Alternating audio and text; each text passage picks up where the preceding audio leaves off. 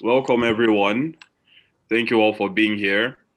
Before we start, I'd just like to urge you all to invite all your friends and all who you wish to be present here because I promise that this is going to be a filled and impactful book launch. Thank you very much for being here, everyone.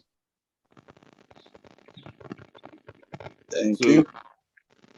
Thank you. without further ado, I'd like us to get started. So, welcome to Nka, the book launch. Nka is a collection of stories and poems rich in culture and emotion, which promises to remind us of our cultural roots and what really is important to us in life. And so, without further ado, I'd like to introduce the author briefly. So, the author is Nwachukwu Egbunike, and he's a Nigerian social media scholar, poet, essayist, book publisher, and journalist. He's the co-editor. He's the co-editor of Sub-Saharan Africa Global Voices. He's also an adjunct lecturer at the Pan Atlantic University, Ibejuleki, Lagos. In his early life, Nwachukwu studied medical lab sciences at the University of Lagos, at the University of Nigeria, I beg your pardon, Enugu campus, and he graduated with a degree in medical lab sciences. He holds 2 masters from the University of Ibadan, Master of Communication Arts and Master of Arts. However, his PhD agenda revolves around social media and youth political participation. He worked as a cub reporter in the Enugu Bureau of National Light and Spokesman newspaper from 1995 to 1997. And he was a commissioning editor at Spectrum Books Nigeria Limited from 2005 to 2007. From 2014 to 15, he was the editor-in-chief at African Hadithi, and he has been the Global Voices Community Manager for Sub-Saharan Africa since 2018. Since 2011, Nwachukwu has been active in the defense and promotion of online speech and digital rights through writing and advocacy. In May 2014, he gathered together with him other bloggers and initiated the first African Global Tweetathon called The Appeal to Free Citizen Journalists imprisoned across the world in Cebu, Philippines in January 2015. He has over 10 years of ethnographic immersion as a participant observer in Nigeria's digital space and has equipped with him a nuanced contextual understanding that is evident in his journalistic and scholarly writings, as well as his poetry and short stories. He was the second convener of the Troll Cabal, which is a group of Nigerian netizens on Twitter who make mockery of the beta and binary narrative present in Nigeria's political space by employing a counter narrative that is harmless and humorous. And so I hand you over to our author, Nwachukwu, to say a few words before we move on. I'm so grateful. You're all welcome to this launch of Nka, a collection of poems that I wrote in honor of my late father, Nwachukwu Egbunike. All right, thank you very much, Nwachukwu. Thank you very much. And so I would like to introduce our chair for today, who is none other than, first of all, before I introduce him, I'd just like to say a few words about him. He is a scholar in various fields. He's someone who strongly believes in value and integrity in leadership. He's a leading scholar in business and media studies, but most importantly, in political economics. He is the founder of the Center for Values in Leadership. I introduce to you Professor Patu Tomi. Thank you very much, sir, for joining us today. Well, thank you very much, and I'm honored to be part of this book event. I'll just say a thing or two about books and what they mean to me and for me. When I lived in the United States, there was just probably still is a channel that is called Book TV. It's actually part of the public television spectrum, but between Friday and Monday, it's called the C-SPAN network. It's called Book TV. And I had incredible weekends just sitting and watching one book presentation, book reading after the other. There is so much light held in books that I am often very embarrassed when I hear this joke that if you want to hide something from a black man, have it in a book because it's likely that he will not find it. That is very, very sad statement. And I hope we will increasingly discontinue it and encourage people. I myself have been involved recently in book reading, taking several of my own books and trying to encourage a reading culture by just going around trying to get friends to host book reading events. But the insights into this illumination, even though they'd always been with me, took on a very special tone. In 1997, I'd arrived in Delhi, in India, I think from Kuala Lumpur in Malaysia. I was doing work around Southeast Asia.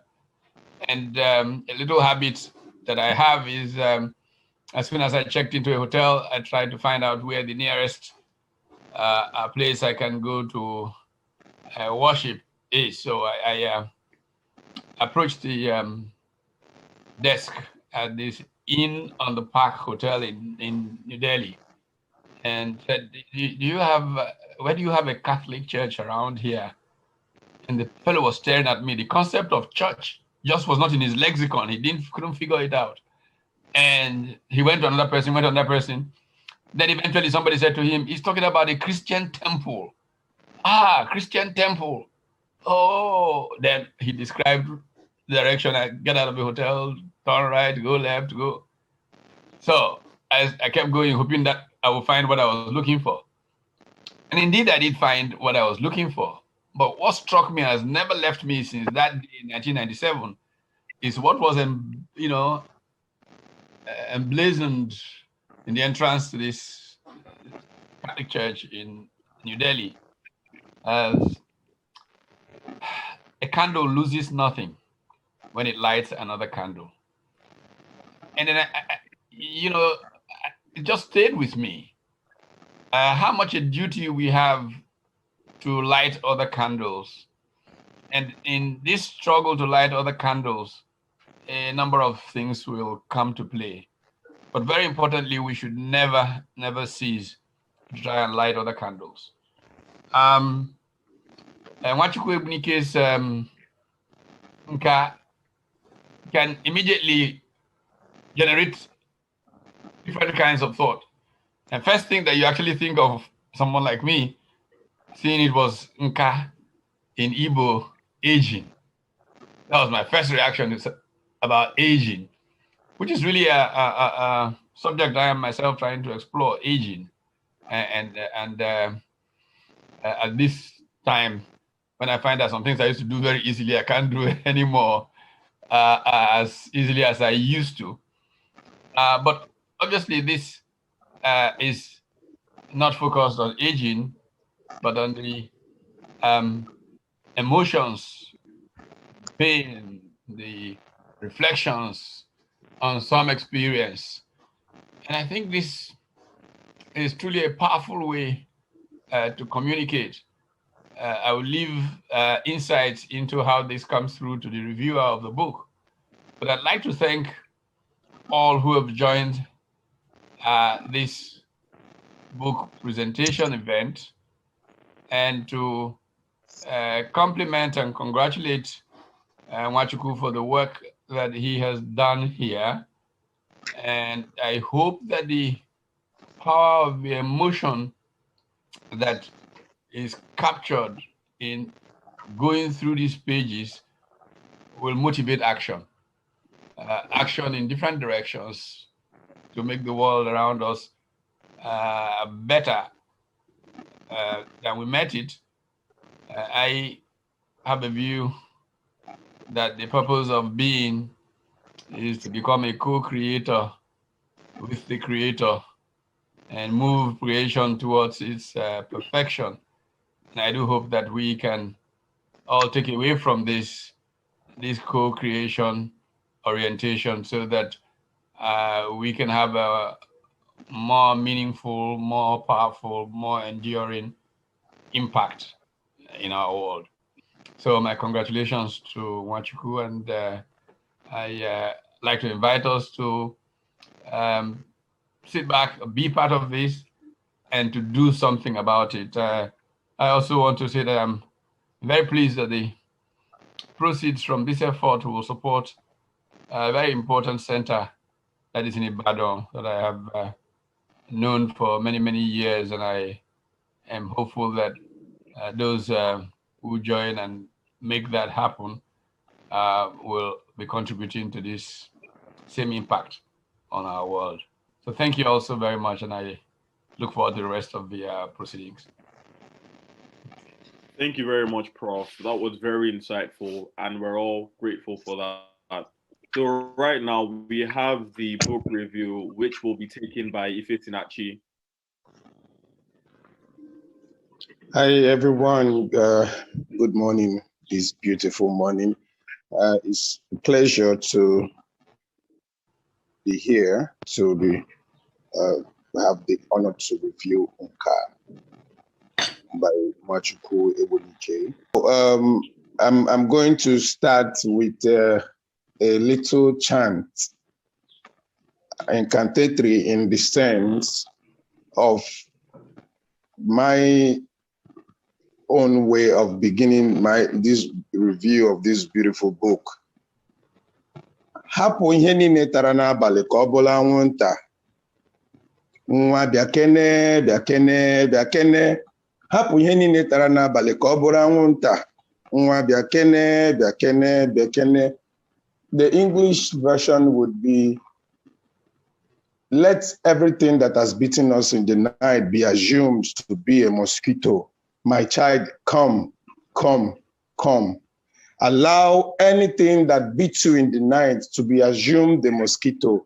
My child, hecken, hecken, hecken. Nka is a collection of poems by Nwachukwu Egbunike.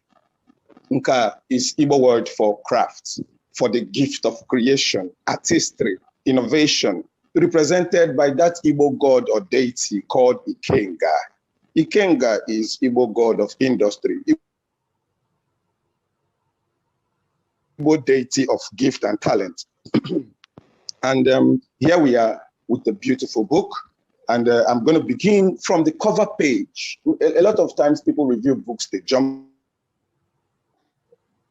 into the work without having to look at the artistic density, the message, the information on the cover page. So you have, if you have the book with you, look at the cover page, you'll see that Igbo glistening, the NCBD writing, the NCBD signs, what a lot of people refer to as the Sanskrit, the hieroglyphics, an ancient Igbo writing, an ancient Igbo method of writing, which could be traced originally from Ibibio down to Itu, down to Ohofia, Ohozara, and making inroads into Eza in Ebonyi State, and then Enugu, Imo, Anambra, and all of that past extending to Ikore in Rivers State. People refer to Egyptians as having some of the earlier versions of writing. And one thing, like Chimamanda would say, the dangers of a single story. And I'm happy that Achebe was able to bring us to reason that until the hunted begins to tell its own story, the story will always glorify the hunter. So a lot of people attribute writing to civilization. They attribute alphabets, they attribute our first contact with expression. And I'm wondering, like Shakespeare's unfortunate representation of Prospero, down to chords in what's it called now? The novel Achebe was so mad about, you know. We had our own modes of communication before what Biodun Jeifo calls the disruption of civility. Now, Nka makes it to discover, and a lot of people will be thinking that this was just an artistic design. No, it is not an artistic design. There is a message here, a message of pain, a message of celebration, a message of remembrance. There is eye of the sun, there is eye of the spirit, there is eye of the gods. These are Igbo agencies for deep introspection, which lends credence to the art of writing, in the sense that before you sit down to even negotiate literature, before you sit down to even begin to talk about writing, you must introspect. And I give it to the poets for even ushering us into the pages from the very first cover to let us know that, look, I wasn't just writing, I thought before writing. So I welcome you guys to the content where we have 3 partitions, and that will say beautifully partitioned, in the sense that each session is thematically related. The poems in each section are thematically related. You know, these days you open a poetry collection and they are symbols of poems you shouldn't have read. But this is unlike it, because here we have a conscious poet who followed a sequence of emotion, a chronology of things, how they happened, what became, the making of pain, the regurgitations of emotion, remembrance, sankofa, that's African attitude of looking back to look forward. So in a world where we are forgetful, social media has made life beautiful and almost unbearable at the same time, in the sense that people now rely on Google to remember something. But there has to be a causal effect before you are referred to Google. So what is the role of the writer, the role of the poet in a society that is fast in forgetfulness? And that is where we begin to classify Nwachukwu Egbunike, who uses poetry to lure us back to our senses, to say, hold on a bit, look back a bit. For a child who does not know where the rain began to beat him, cannot and will not be able to tell where the rain stopped beating him or where he dried his body. So we have the very first poem, Nkanwigwe. It carries the weight of an incantatory and celebratory tone. And this poem would even go well with an Oja. Of course, Nwachukwu Egbunike here pays homage a lot, both in dialectical variations, in cosmological reasoning and representation of theories, to his Enugu heritage. You see, it was a sleepless dream. Hours flashed by like lightning, yet dragged like an unending shower. With bellies full of words that only the earth would smell, assembled for the trek before night wrapped day in warm embrace. This reads like the kind of poetry the Oshundere would write. Story-like, it reads like those Igbo societal openings of Umuofia, which could be gotten from Chinua Achebe's Things Fall Apart. And so we have a child paying homage to his father. A lot of people would say, at what point does poetry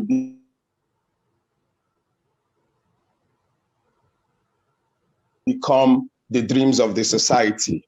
But Nwachukwu Egbunike calls us to reason, to say, I am my father's son, reference to the fact that whatever I say is the dream of my late father. In as much as the poem carries a tone of pain, it carries a tone of sadness, there is a gloom that pervades the work. But again, we are ushered into to see that there is beauty in pain. Because for every poet who is conscious of his art, pain has a way of making art beautiful. And so we are presented with a beautiful work here that are, will I say, that are canticles of pain. So towards the last, the second to the last stanza in page 12, you will see where he said, Aja la no aja, nto la no nanto, ụkọchukwu onye ọcha intones with incense. Anyị bụ mmadụ, arụ anyị bụ aja, mkpụrụ obi anyị ga-ala n'iru Chukwu, the shovel hooves down earth swallows you. Emotional, isn't it? But in this, I see that Achebeic, that Adicheic craft of subduing English language to bend to the rules of Igbo reasoning. And it refers me to an essay by Nwachukwu where he says, Yoruba thoughts, English writing, or English words. He thinks in Yoruba and writes in English. But here we see a code switching, a code mixing of both English language and Igbo language. And it is not every poet that can do this, in the sense that there has to be a thin line between where to infuse Igbo and where to infuse English, where Igbo has to stop for English to come in, for them to make sense. So Nwachukwu is pained, but I see beauty of crafts. I see beauty of writing. And of course, a child who does not know what killed his father would definitely lose his life in the same way. So this is a young man paying tribute to the life of his father. And of course saying, I remember and I know where I am coming from. And I'm looking back to look forward. In the very next poem, where I think he plays on words, the beautiful imagery, captures a very beautiful description with that Igbo cosmological theory of Ozemena. Ozemena is an Igbo nomenclature that represents pain. There are post-war children, there are postnatal children in Igbo cosmology, where a woman who has given birth, the first child, the second child, the third child, and maybe perhaps loses them to infant sickness, and or maybe loses them to any type of death, or even miscarriage before eventually giving birth. Children who were born within the tail of the Biafran War and almost immediately after the Biafran War, their names are usually Ozemena. That is why I am a champion of tribal or cultural names to children. So you go out on the way or on the road, you encounter somebody and the person says, my name is Ozemena. They didn't just name him Ozemena out of the blues. There is a story behind that name, and it's usually a story of pain. Ozemena means that it shall not happen again.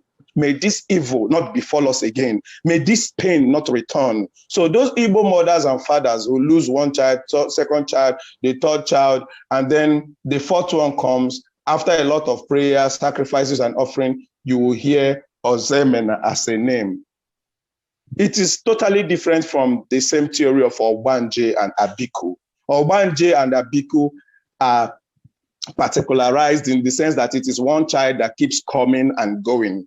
But Ozemena, these are different children. Maybe it is another issue of the woman, she has miscarriage, or there is an illness around that kills these children. Or those days when they believe that some parents go into a kind of contract with an oracle, maybe their inability to keep it is bringing the oracle home to kill them. And also a family that has witnessed so many accidents and carnage and deaths like we have in Nwachukwu Egbunike's words. And so I usher you into the very first stanza that, as long as I'm concerned, is the most beautiful stanza in this collection on page 14. I hope I'm being heard. Yes, you are. Okay. So you have the craters of Ugwu. People who don't know Enugu, the current Nigeria's is it Minister for Foreign Affairs or Onyema or something? I think is a grandchild or the great-grandchild of the person Onyema who worked with colonial masters as at the time when there was coal scavenging in Enugu. So that particular road is more or less named after this colonial man of Igbo heritage. So the craters of Onyema reverberate with venomous twists, flinging through the lazy curves, called with vengeance. The kiss comes as a wasp, seduces, eyes glued on a cacophonic dance, and a clash. A truckload of sadness collides with a hapless virgin, levitates through space with the wind as witness, stares up a canopy of red dust, as arsenic gray stands idly by, a mere onlooker. Faster than a vanquished star, everything collapses upon itself. What is gravity here as all spirals down, down, down? If this is not the most beautiful painting, the most beautiful imaginary recollection of an accident, and not just a mere road carnage on Onyema. People who know that road will understand that minus that small lane, every other thing is hilly. And the moment any car knocks you off the road, you are falling into a big gully that is endless in its depth. And here, pain continues to spread all over the poet's imaginations. He is talking about the pain of the brother, losing a brother, a father on road accidents. Does it not tell about Nigeria and the unnecessary road accidents that could have been avoided, maybe because some government official was unable to carry out a given task, maybe because a driver somewhere agreed to disobey FRSC's order of not drinking and driving. Of course, road carnages are mostly from a driver's particular carelessness. In Lagos here, there is a popular phrase on the road that if you are driving, you should drive not just for yourself, but for the next man behind you or before you, because that person may not actually be conscious of what he or she is doing on the road. And so, even while we are celebrating pain, I call it a celebration because it has bettered a beautiful collection. I refer you to the many problems of Nigeria, from road carnages to political corruption to issues of failed medical system where someone who could have been saved by something in the hospital is lost because that particular thing is lacking. So again, I see from this collection also Nwachukwu Egbunike's reference to his Catholic heritage. And this follows the tradition of Gerard Manley Hopkins, a beautiful Catholic poet, and down home to the late Christopher Okibo. If you look at page 18, the poem called Forever, where he has a Latin incursions into the work. And so this is also a little code switching or code mixing here with not just Igbo now, but there is Latin. And where you see, I think in line 2 of the second stanza, the Ophili et Phile, which actually means, is an opening word now in the Gregorian hymn, meaning the son of the sun. So in the whole session of, we have not forgotten. We have memories of pain, accidents, laws, and there is more or less a traditional rewriting, a reordering of a traditional folktale of the Grecian tradition, where you have the Helen of Troy. And so here, this poet makes a wide reference to a particular Helen who is now resting in heaven, perhaps the fiance of a dear friend called Mark, whose memory the poet upholds in this collection. And then we move on to regurgitations, where the poet visits us in poet 23 with a kind of deja vu, making reference to not today. Not today means is a Nigerian pidgin allusion to, is it today? It's not today that it started. So we have yesterday, their parts were naked, splitting into parallels to stray the wounded. They staged plays, beat their drums, swung from one foot to the other. I have seen this before. Yesterday, I was there when this was performed, but today it looks new. Now, this is a kind of deja vu psychologically. But you see, this poet here is talking about a kind of cyclical pattern of reordering. I'm shocked that the debate of people like Ruth Finnegan in African theater are having it that Igbo people or Yoruba people or Africans in general are just meeting theater because of civilization. This poem lends credence to such debates to say it didn't start today. Before you came, we have been doing things like this. Before you came, we had Tales by Moonlight. Before you came, we had drama nights where we drum and beat drum, masquerade festivals where everything follows a liturgical passion. You didn't just introduce this to us. So this is more or less a protest poem saying it is not today, that there is a shift now from the local spatial stage to a raised temporary stage. Doesn't mean that you are the champion of this introduction. And of course, this particular collection, this session, Regurgitations, carries the weight of Jared Angira's conscription of words. Jared Angira is a well-celebrated Kenyan poet whose collection, Silent Voices, published in 1972, is still re-echoing across East Africa. The short witness presentations of his poems. And of course, you know that short poems are so notorious for their wittiness. And we see it in this particular session where the poet follows that tradition of short but witty and powerful poems. If you look at page 24, you will see where he talked about my help. It's funny, yeah, to me, one of the funniest poems, if not the funniest in the collection, you know, greeting my head, you know, it's up to the MMM hill where my help comes from. Soon the hill levels and my help forever snores. He's talking about MMM. Of course, almost every Nigerian, except the discerning ones, fell victim to MMM. The poet accuses recession as giving room for such a proportion of scandal. But then also, we, from what we could decipher, we can make reference to insatiability, people's hunger for free things. You know, this verse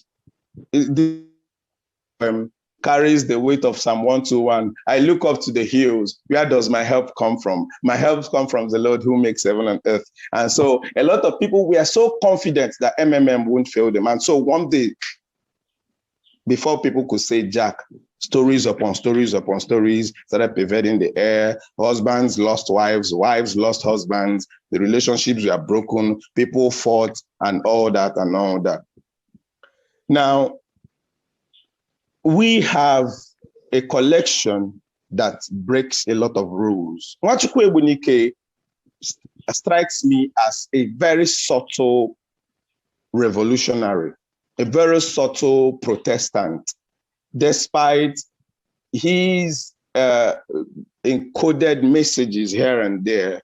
You could see from his style that this is one poet who, though, has read other poets, but is insisting on bringing out a style that could be referred to as Egbunike. What am I saying? Page 26, you see a poem in Igbo language, a full poem in Igbo language. He is no longer code switching or code mixing. It is a total new style in its own. And here we are talking about Mbala Loteze.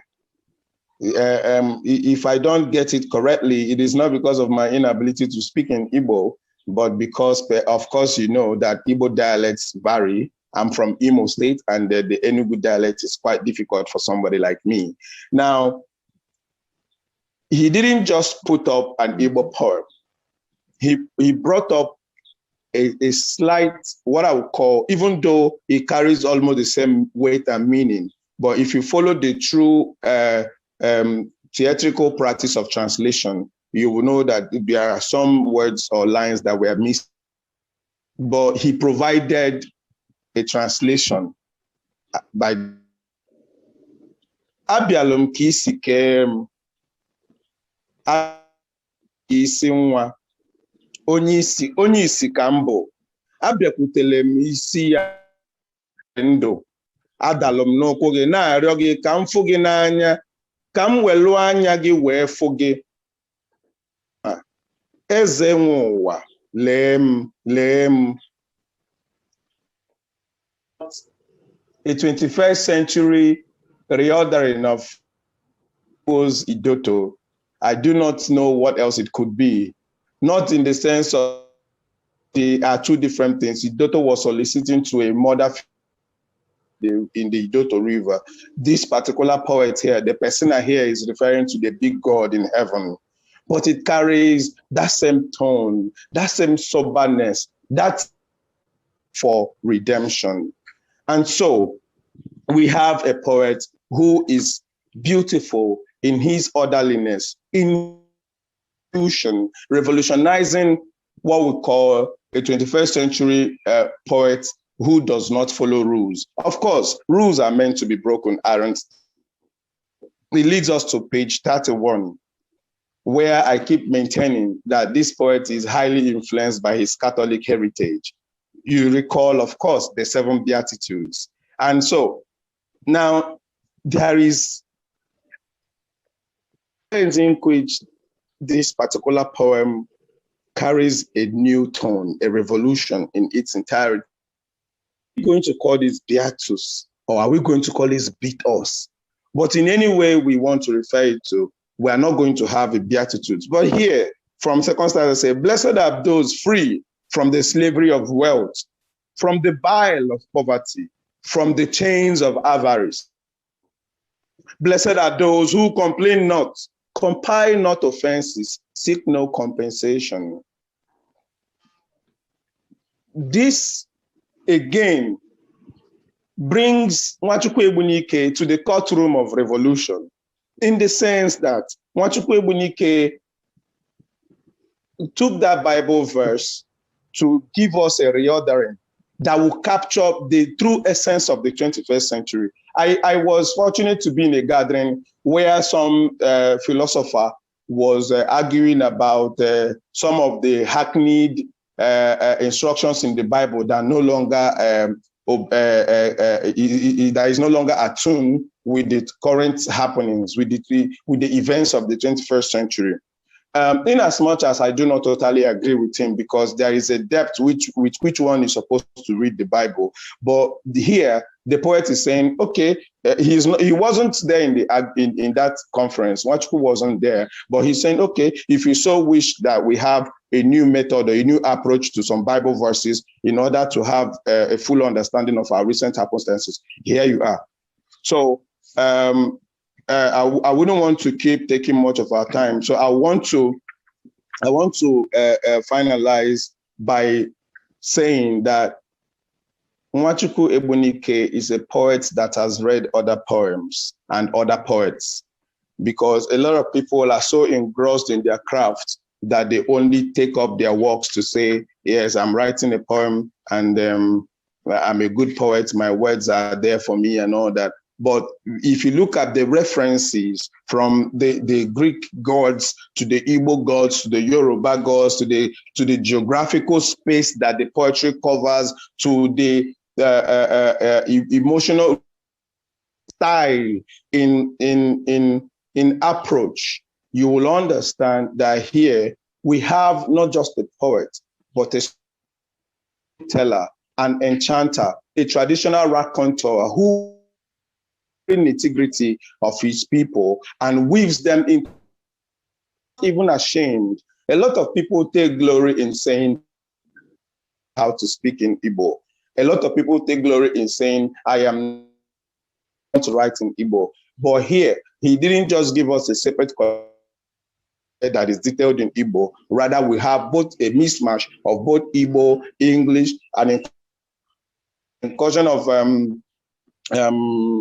Latin, because these are spaces he has inhabited, both physically and spiritually, emotionally and spiritually, in the sense of his ability to regurgitate those Latin words, of course, from Catholic, then physically from Enugu to Lagos to have an interspersal of Pidgin English and Igbo. So generally, I would say that here is a that will stand the test of time. A lot of people write poetry even last for the very year of its publication. If we want to look at the effect of memory, if we want to look at strength of what memory perverts, we are going to keep making references. Any scholar is actually essay or a thesis on memory and Nka. If the scholar is well read, Nka is way into the references. So, ladies and gentlemen, I present to you poems by Nwachukwu Egbunike, and I hope you do have a copy, and also available a copy of my those who would like to have the work. I appreciate you all for listening. Thank you very much. Thank Great you. job. Thank you very much. I think I speak for everyone when I say that was a very touching and yet insightful book review. Thank you very much. Thank you. I'm delighted. Thank you. And so right now we have the introduction of Irawo. The proceeds from this book launch, as we all know, will go to Irawo University Center. But before I tell you about that, I'd like to show you a short video.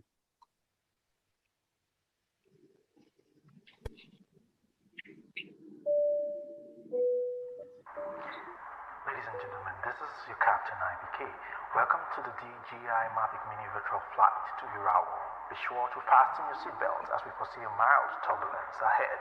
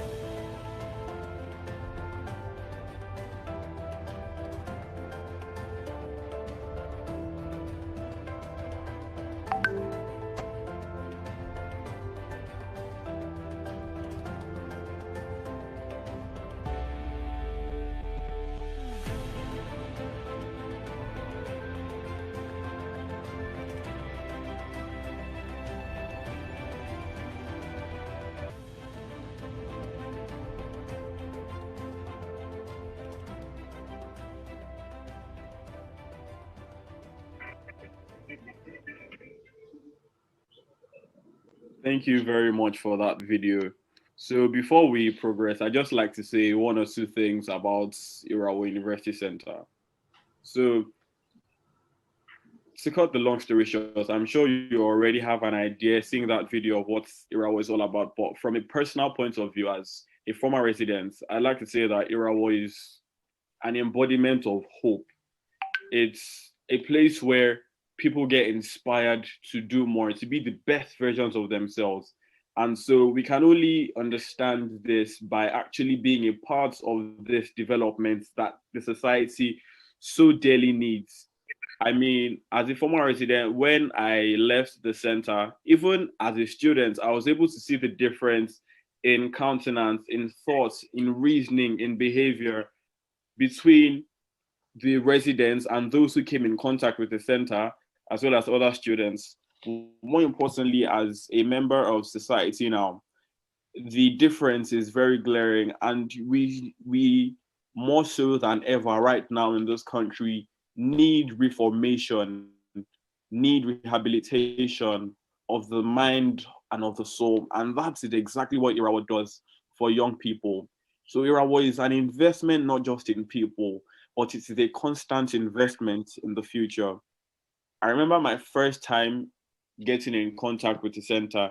It was breathtaking because not only did the structures tell the story of being there for a long time and withstanding fads and fashion, but also the mentality of the residents I met there at that point in time were also able to convey that this was not just another hostel, but this was a center for development and formation, which I think we all need most importantly in our everyday life. So I think Irawo for me was a very big turning point and a very wonderful part of my life. So I don't think the story of my life would ever be told without mentioning the center and other centers as well. I remember when someone came in to the center for the study weekend and was pretty shocked to find out how other students related to him. And the first question he asked was, we were having lunch, and then the first question he asked was, why is everybody acting like this? And then I said, how? And he said, everybody is so different. That is as if Irawo is not even in Agbowo anymore. And so it's very obvious and glaring the difference that Irawo aims to give out to students, that aims to give to society. And like I said before, it's an investment not just in people, but in the future of our society. And so moving on to the next item on the list, Irawo, or before we move on rather, Irawo is the place for everyone to be. It's a place for formation, it's a place for development, and it really is a home away from home for me personally, and I'm pretty sure for a host of other people as well. So right now we have the review of poems by the author, or rather the book launch. So we'll have the book launch right now, and the proceedings from this book launch will go to Irawo University Center and will help invest in other people, will help better the lives of other students as well. And so I'd like to open the floor for donations towards this noble cause. So if there's anyone that would like to donate anonymously or openly, our details are available in the chat box below. But I would also like, so first of all, I would like to call on Emmanuel Wobi, the head of the Board of Veterans for Irawo University Center. Is Emmanuel here? Yes, good afternoon, good morning, everyone. I'm here. This is Emmanuel Mobi. I'm the chairman of the Board of Veterans here at our University Center. So we are thankful to Nwachukwu in a special way for bringing up this initiative to write this anthology and dedicate the proceeds to progressing the scholarship fund of Irawo University Center. I think a lot has been said already about Irawo and the impact Irawo has and is continuing to have in building a better society for us. So in support of this, the Irawo Board of Patrons will be picking up some copies of the anthology with a sum of 425,000 naira. Thank you.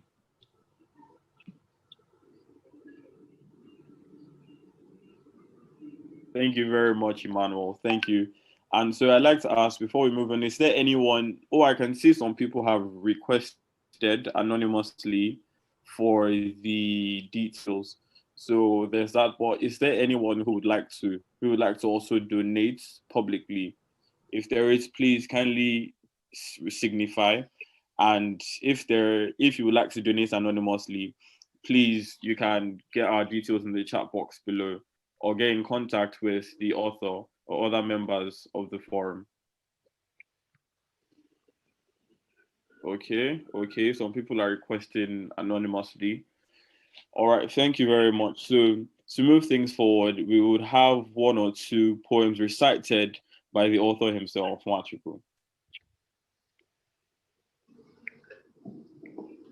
Okay, thank you very much, Inyafe. Before I start my poetry, I would like to play and pay special homage to the man to which I dedicated these collections to, my father. And I'm going to start with Igbo.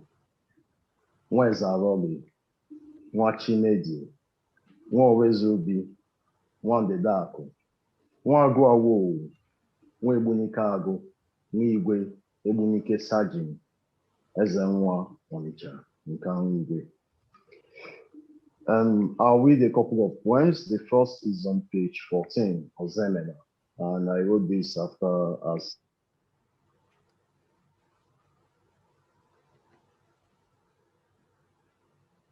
very well the visually captured the next to his text.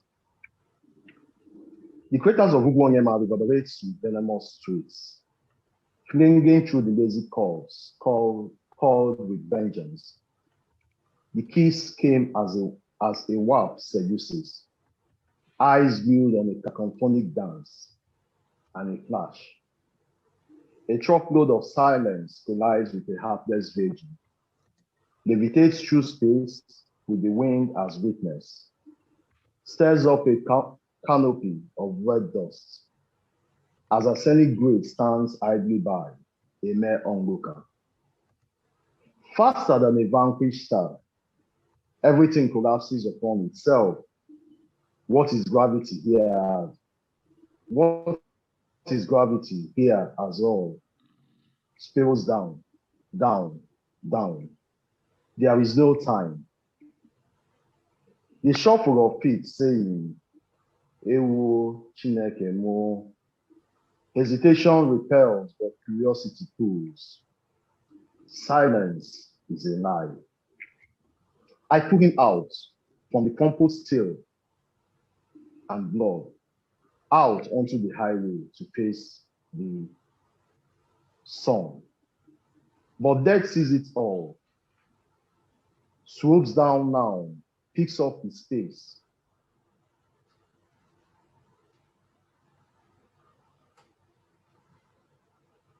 Tosses it so high. I roll on hither, downhill. Somewhere in the forest of life, a shrill tone rings. Ozemena, Mama Ozomelu. And the second poem is from page 40, Abala. The sting, hidden on head, walks on gold, shouted, filling the earth with fragrances. Abala wine and Iguayo. Buried behind these walls is the engine that sustains many souls. Countless encounters, many miracles, unnumbered turnarounds, innumerable discoveries are tethered to your umbilical cord. Engulfed in this commonplace, when nothing is any good, when death, the reward for the good you did, when your light is circled by darkness, remember the bright colors on your life's canvas at your moment of creation. Abala, Sacrifice is eternal. Supplications transcend forever. I'm going to wrap up this reading with a third poem, and I'm sorry, but it's entirely in Igbo, and to say how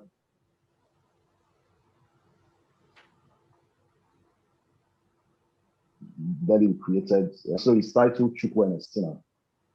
Ugwu na-ali atụ egwu, onye nọ n'eluigwe ọgọdị ya na-akpụ n'ala, nwanne nke otu onye, ọ gbajiri igwe kpọọ ya nkụ, odogwu akata aka. Onye yiri, o nwere onye yiri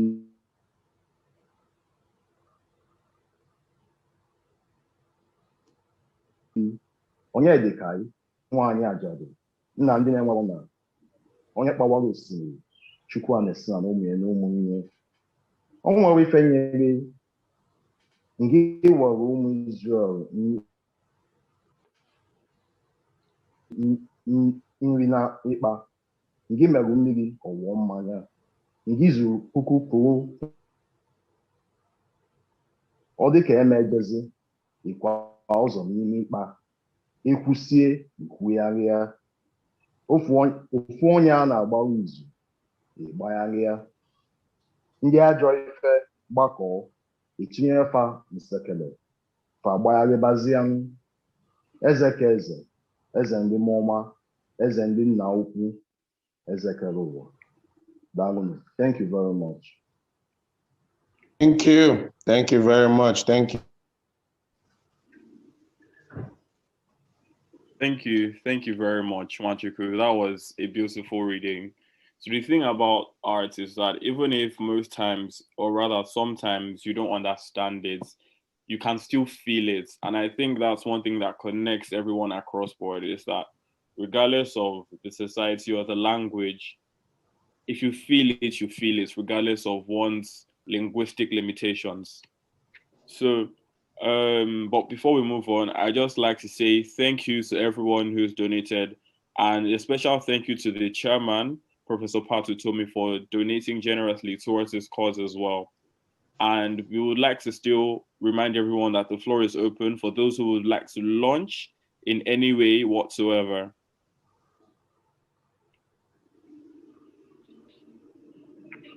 All right, so if there's anyone, please let us know. You can do so openly or you can do so anonymously as well. And now we have the votes of thanks by the author himself, Nwachukwu.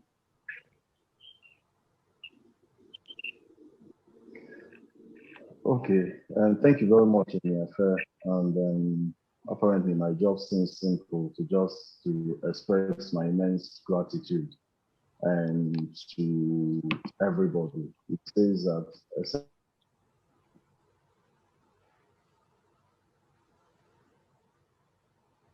essentially this journey towards the launch has really shown that in the end, it takes a tribe to make a story.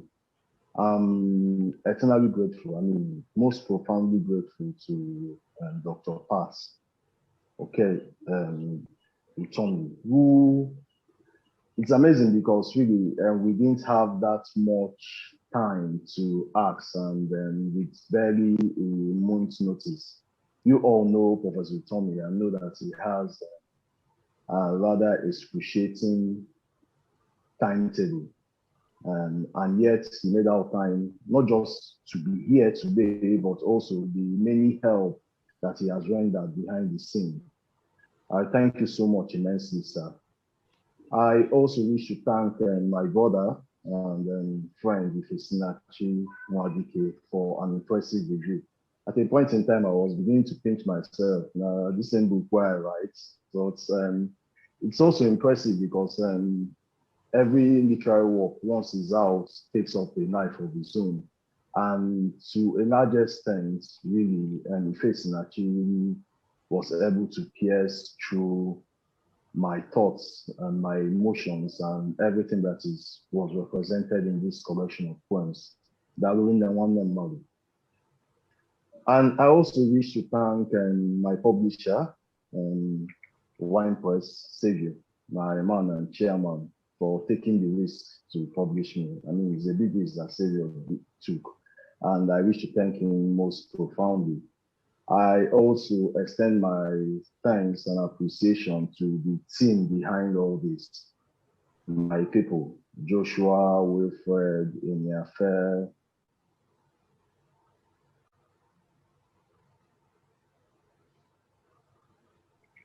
Carlo, Wilson, and without you, the backstages and still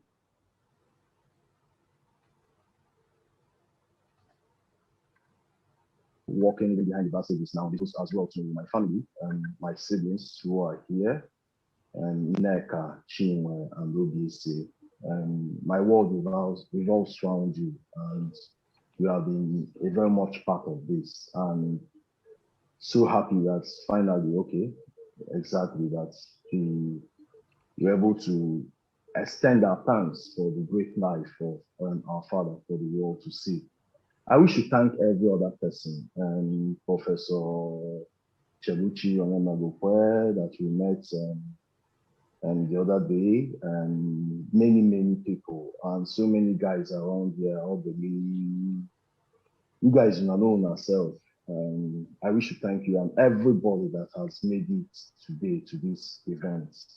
I also wish to thank Ose for the wonderful videos that he made at very short, the pre-videos that he made at very short time. I thank you all. I thank God for making this possible. And also, something else that is also very important, I wish to thank my old boys of the best school in West Africa, and Dennis Nombera Grammar School. That's the same school that Obi Kubana went to. So I wish them very well for everything that they have done and keep on doing up till now. You are a great deal of support.